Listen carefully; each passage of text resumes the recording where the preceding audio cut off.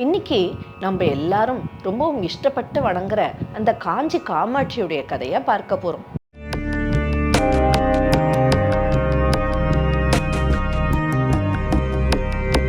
பாலும் தெளிதேனும் பாகும் பருப்பும் இவை நான்கும் கலந்துனக்கு நான் தருவேன்.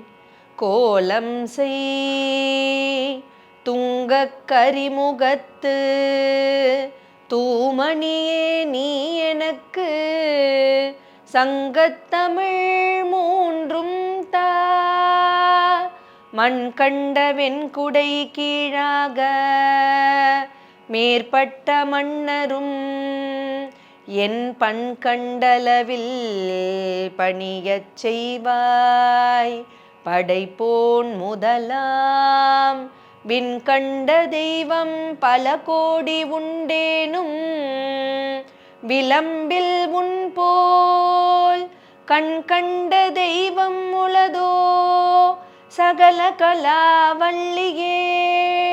தெளிவு குருவின் திருமேனி காணல் தெளிவு குருவின் திருநாமம் செப்பல் தெளிவு குருவின் திருவார்த்தை கேட்டல் தெளிவு குருவின் திருவுரு சிந்தித்தல் தானே.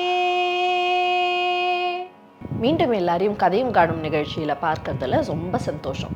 முன்னொரு காலத்துல சிவபெருமான் உமா மகேஸ்வரி தாயாருக்கு ஆகம விதிகளை எல்லாம் சொல்லி கொடுத்துட்டு இருந்தாராம். அதெல்லாம் கேட்ட தேவிக்கு தானும் அந்த ஆகம விதிப்படி சிவபூஜை செய்யணும்னு ஆசை வந்துடுறது.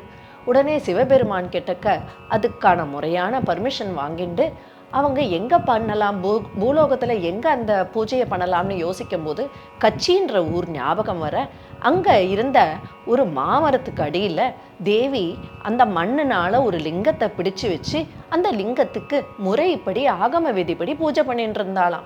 நம்ம சிவபெருமான் தன் பக்தர்கள் எல்லாரையுமே சோதித்து பார்த்து அதில் அவங்களுக்கு ஒரு பரீட்சை வச்சு ஜெயிக்கிறாங்களாம்னு பார்க்கறதுல ரொம்பவும் வல்லவராச்சே. அந்த மாதிரி உமாதேவியையும் பரீட்சை பண்ண யோசிச்சார். அப்போ உமாதேவி கண்மூடி சிவத்தியானத்துல இருந்த பொழுது திடீர்னு அவங்க காதுல பேரிரைச்சல் கேட்டுதான். என்னன்னு கண்ணை திறந்து பார்க்கும்போது ஊழிக்கால நீர் போல கடல் அலை மாதிரி எல்லா இடத்துலையும் அலை பொங்கி வரத பார்த்தாலாம். உடனே உமா மகேஸ்வரி தாயார் ஒரு நிமிஷம் நம்ம பண்ற இந்த பூஜைக்குரிய சிவலிங்கம் மண்ணுனால செய்யப்பட்டதாச்சே, கடல் நீர் பெருகி வருதேன்னு பயந்து போய் ரொம்பவும் அந்த சிவலிங்கத்தை ஆலிங்கனம் பண்ணிக்கிறாளாம். அப்போ தேவியால ஆலிங்கனம் பண்ணப்பட்ட அந்த சிவலிங்கம் அப்படியே நிலைத்து போக இன்னைக்கும் கூட அந்த சிவலிங்கத்துல தேவியுடைய வளையலுடைய வடு இருக்கிறதா சொல்லுவாங்க. அப்ப சிவபெருமான் அந்த பூஜையினால கொஞ்சம் கூட மாறாம மண்ணுனால பிடிக்கப்பட்ட லிங்கத்திலேயே தன் பூஜையை நமக்காக எடுத்து கொடுத்த அந்த தேவியுடைய பூஜையை பார்த்து மகிழ்ந்து போய் அவங்களுக்கு அருள் செய்த இடம்தான் இன்னைக்கு ஏகாம்பரேஸ்வர் நாதர் கோவிலா இருக்கக்கூடிய காஞ்சிபுரத்தில் இருக்கிற காமாட்சி அம்பாள் கோவில். அந்த அம்பாளுக்காக இப்ப நம்ம ஒரு பாட்டு பாடலாமா? காஞ்சியில் உறையும் காமாட்சி இந்த பூவுலகெங்கும் முன்னரு சாட்சி. காஞ்சியில் உறையும் காமாட்சி இந்த பூவுலகெங்கும் முன்னரு சாட்சி. பொலிவுடன் தருவாய் திருக்காட்சி நான் மறைகள் போற்றும் முன்னருள் மாட்சி. பொலிவுடன் தருவாய் திருக்காட்சி நான் மறைகள் போற்றும் முன்னருள் மாட்சி. காஞ்சியில் உறையும் காமாட்சி இந்த பூவுலகெங்கும் முன்னர சாட்சி.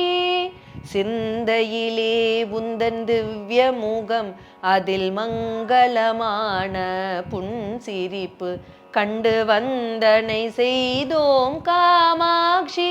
இனி மங்களம் சேரும் மனம் நிறையும் ஆதிகாரணி அன்னபூரணி. அன்பர்கள் வணங்கிட விந்தைகள் செய்தபடி காஞ்சியில் உறையும் காமாட்சி இந்த பூவுலகெங்கும் முன்னர சாட்சி. மீண்டும் அடுத்த கதையோட சந்திக்கிறேன்.